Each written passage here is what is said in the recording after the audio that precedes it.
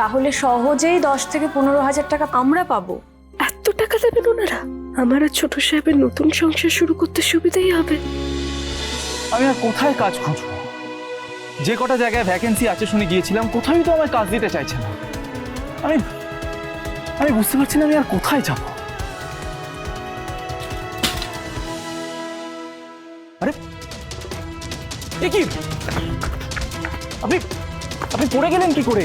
উঠুন উঠুন, দেখে সাবধানে, সাবধানে দেখে দেখে সব পড়ে গেল। আমি তুলে দিচ্ছি, কোনো অসুবিধা নেই, আমি তুলে দিচ্ছি।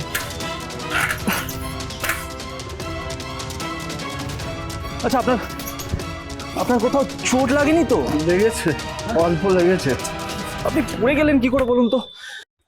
অনেক ধন্যবাদ বাবা, মাথাটা এমন ঘুরছিল, তুমি না ধরে তুললে কতক্ষণ যে এখানে পড়ে থাকতাম।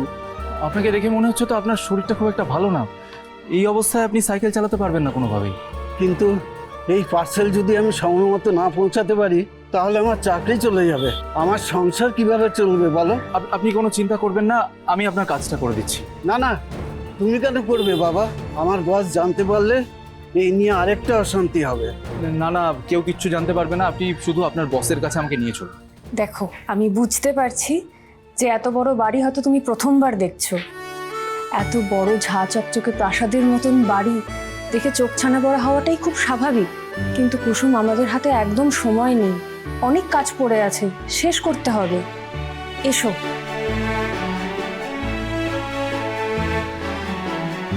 এই বাড়িটা তো একেবারে গাঙ্গুলি বাড়ির মতোই দেখতে। এখানে এসে ওই বাড়ির কথা মনে পড়ে যাচ্ছে আমার।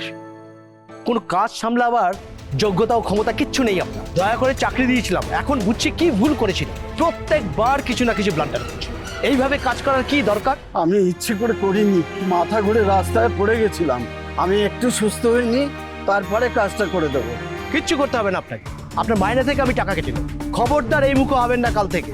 এই পার্সেল যখন আজকে ডেলিভারি করার কথা, তবে পায়ে হেঁটে হোক, যেভাবে হোক, এটা আজ ডেলিভারি করতেই হবে। আপনি কেন ওনার সাথে এইভাবে কথা বলছেন? ওনার যদি শরীর খারাপ করে তাহলে কি ওনার দোষ? আমি বলছি তো, আমি ওনার কাজটা কমপ্লিট করে দেবো, আপনি শুধু ওনার টাকাটা কাটবেন না। হাতে কিন্তু একদম সময় নেই, খুব আর্জেন্ট পার্সেল আছে, টাইমলি পৌঁছে দিতে হবে। হ্যাঁ, আমি সময় মতো পৌঁছে দেবো, কিন্তু আপনি আমাকে কথা দিন আমি কাজটা কমপ্লিট করার পর ওনাকে এই কাজ থেকে তাড়িয়ে দেবেন না। আর আপনার পক্ষে যদি সম্ভব হয়, আমাকে এখানে একটা কুরিয়ার ডেলিভারির কাজ দেবেন। মানে আমার না এই কাজটা ভীষণ দরকার, প্লিজ একটু হেল্প করুন না। ঠিক আছে, আগে তুমি ডেলিভারিটা করে এসো, বাকি কথা পরে হবে। তুমি ভেতরে এসে আমাদের ডেলিভারি বয়ের ড্রেসটা পরে নাও, ওনার থেকে ঠিকানাটা বুঝে নিয়ে ডেলিভারি দেবে।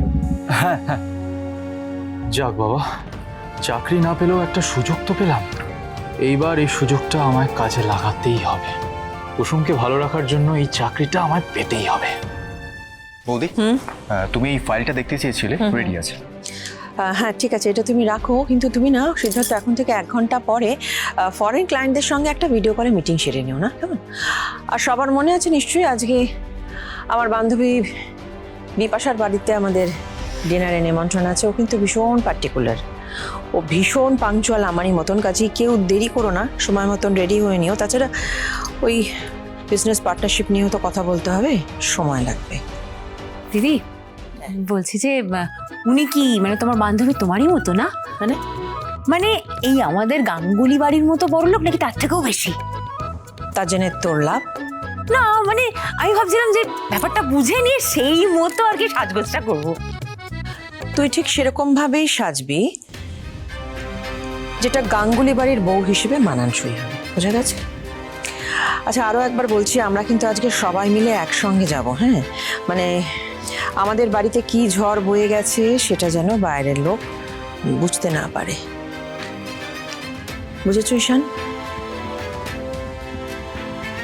না মা, আমি কিছু বুঝিনি, তাই আমি যেতে পারবো না। রাজ, ওকে বলে দাও কে যেতে পারবে আর কে পারবে না। আমি সেটা কাউকে জিজ্ঞেস করিনি। আমি বলেছি আমরা সবাই মিলে একসঙ্গে যাব, অ্যান্ড ইটস মাই অর্ডার। মা, আমি তোমার অর্ডারটা ঠিক কেন মানবো বলো তো? তুমি আমাদের কোনো কথা কখনো শুনেছো? ঈশান, বিজনেস রিলেশনশিপে অনেক কিছু মানতে হয়। তাছাড়া তুমি তো ভুলে গেলে চলবে না, এখন গাঙ্গুলি গ্রুপ অফ কোম্পানিজের তুমি একমাত্র উত্তরাধিকার। আমাদের কোম্পানির যে কোনো মিটিংয়ে তোমাকে যেতেই হবে, থাকতেই হবে। সরি মা, আমি যেতে পারবো না। আমি যাব না। কয়েকদিনে এই বাড়িতে অনেক কিছু ঘটে গেছে, আর একটা সন্ধ্যের জন্য সব ভুলে গিয়ে মানে ওরম ভাবে কিচ্ছু জানি না সেইভাবে অ্যাক্টিং আমি করতে পারবো না। আমি না ভালো অ্যাক্টর আর না ভালো বিজনেসম্যান। আর তোমার তো হিসেব নিকেশ তুমি তো ভালোই জানো, তো তুমি ব্যাপারটা সামলে নাও। All the best. বাচ্চাদের মতো করো না ঈশান। বাচ্চাদের মতন আমি না মা, বাচ্চাদের মতন তুমি করছো। তুমি ভাবছো যে আমি ভাইদার মতন সব অন্যায্য জেদগুলো মেনে নেব, কিন্তু না, আমি ভাইদা নই। তোমার কথাকে মাথায় রেখে আমি চলতে পারবো না। তুমি যদি সেটাই ভাবো যে আমি অযোগ্য, আমি তাই। আমার থেকে কিচ্ছু এক্সপেক্ট করো না তুমি আর মা।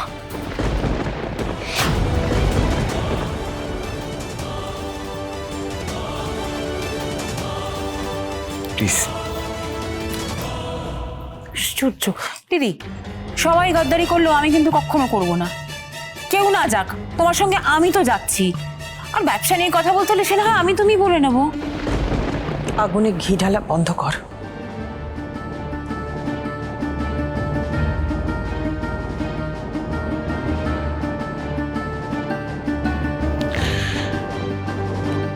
তুমি চিন্তা করো না, আমি ঈশানের সঙ্গে কথা বলবো।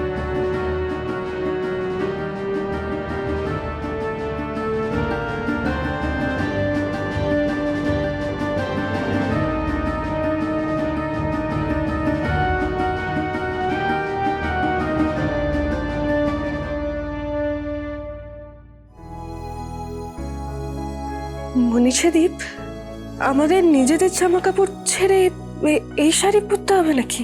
হ্যাঁ, কারণ এটা বড় লোকেদের ডিনার পার্টি। এখানে সাধারণ জামা কাপড় নয়, এই ইউনিফর্ম পরেই কাজ করতে হয়। এই একই রকমের শাড়ি সবাই পরবে আজকে।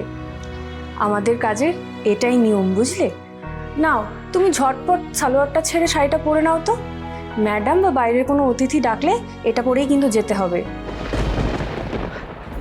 বাইরে অতিথিদের সামনে? কিন্তু মনীষাদি, আমি তো রান্নাঘরেই থাকবো। হ্যাঁ ঠিকই, কিন্তু ম্যাডাম যদি বাইরে ডাকে তাহলে সেখানেও তোমাকে যেতে হবে। দেখো, এখানে কিন্তু তোমার চেনা পরিচিত কেউ নেই যে যাদের সামনে ক্যাটারিংয়ের এই ইউনিফর্ম পরে যেতে তোমার লজ্জা হবে। তাই এত না ভেবে তাড়াতাড়ি জামাটা বদলাও আর কাজে লেগে পড়ো তো। আর যদি তোমার কাজ ভালো লাগে কুসুম, তাহলে সহজেই 10 থেকে 15,000 টাকা আমরা পাবো। একদিনে এত টাকা দেবেন ওনারা? এই টাকা পেলে তো আমার আর ছোট সাহেবের নতুন সংসার শুরু করতে সুবিধাই হবে। অনেক জরুরি জিনিস কেনা যাবে। আচ্ছা মনীষাদীপ, আমার 5 মিনিট সময় দাও, আমি এক্ষুনি তৈরি হয়ে আসছি।